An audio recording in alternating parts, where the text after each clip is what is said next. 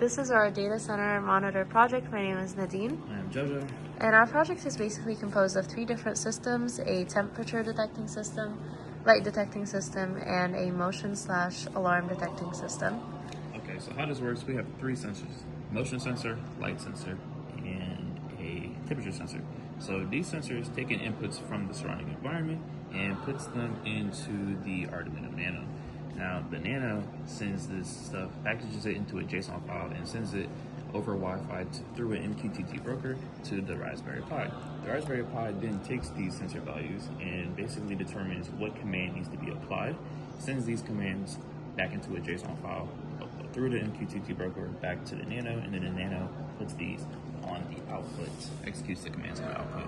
So on the Arduino side, which is the left side, we can see any line that says topic is going from the Arduino to the Pi. Any line that says incoming is going from Pi to Arduino, and then the Pi command applied is what command is being applied to the output. On the left side, we have the Pi side. So any line that says TX is going from Pi to Arduino, and any line that says RX is going from Arduino to Pi. So first we're going to show how the temperature sensing system works.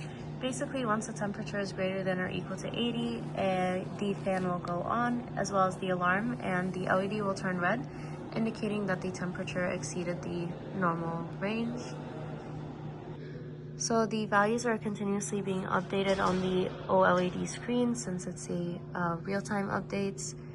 And once that temperature hits 80, and the fan turns on to cool down the system, the buzzer turns on and the LED turns red.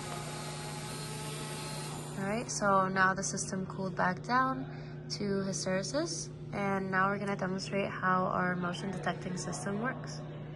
So initially, the motion is detected, nothing happens because the system is unarmed.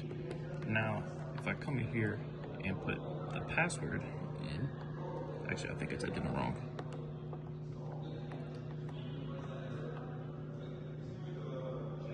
All right, and now motion has been detected, so now the alarm goes off and a buzzer is being chimed.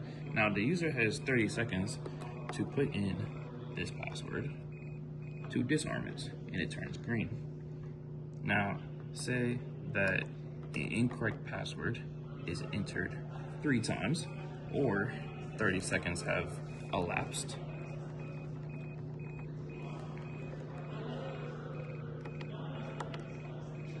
There we go. Now, an admin password is needed. It's kind of small on the LED, but now we have to put an administration password to now. Did it work? Yep, there we go. So now, finally, is the light detection thing. So for the light detection system, as you can see, nothing is happening because there's light being detected.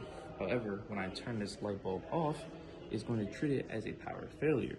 So when I turn this off, now if you come over here to the side over here, it says power failure. Darkness detected, disabling Wi-Fi MQTT.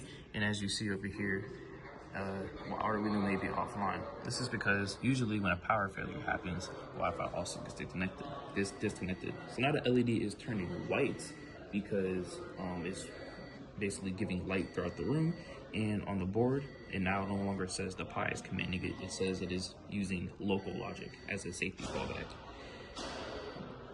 So for the system, we also use priority inversion. So different systems have different priorities. The alarm system takes the highest priority, and then the medium priority is given to the temperature detecting system, and then the least priority is given to the light system. So right now we're going to demonstrate putting in the passcode.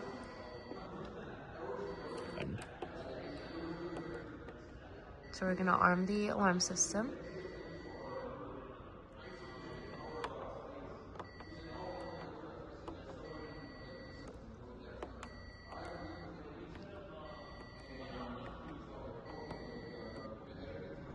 Perfect. So now the alarm system is armed, motion is detected, so the LED turns red.